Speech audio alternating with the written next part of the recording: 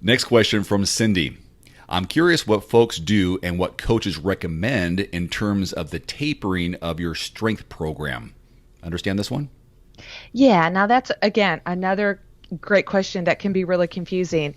So when I design athlete strength training within their program, I'm following the phases of training that they're in. So when an athlete's starting a plan, then their strength training is more of the mobility stability phase of training.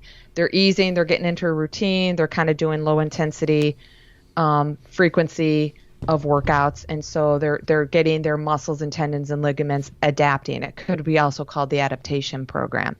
And then when they start to move on to the end of their base training where they're doing more strength on the bike and the running in the form of hills, or more strength in the pool in the form of paddle work, then I bump up their strength training into a maximum strength phase where they're lifting lower reps, higher weight.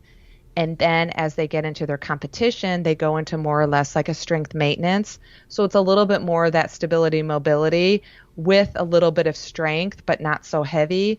And if, depending on the experience of the athlete, I'll add some power moves. So they're doing a little bit more power, a little bit more faster efforts, moderate weight. And then as they start to taper off their swim, bike, and run training or whatever sport they're in, then they also taper down their strength training into lighter weight and going back to their phase one, the mobility and stability. And often like a week before the race, I personally don't strength train, and that's kind of the personal coached athletes that I coach. I don't have them strength train unless they want to maintain a little bit of core stretching, mobility, 10, 15 minutes max at a time. So you definitely want to lower the frequency, lower the volume, and then lower the intensity like you do everything else.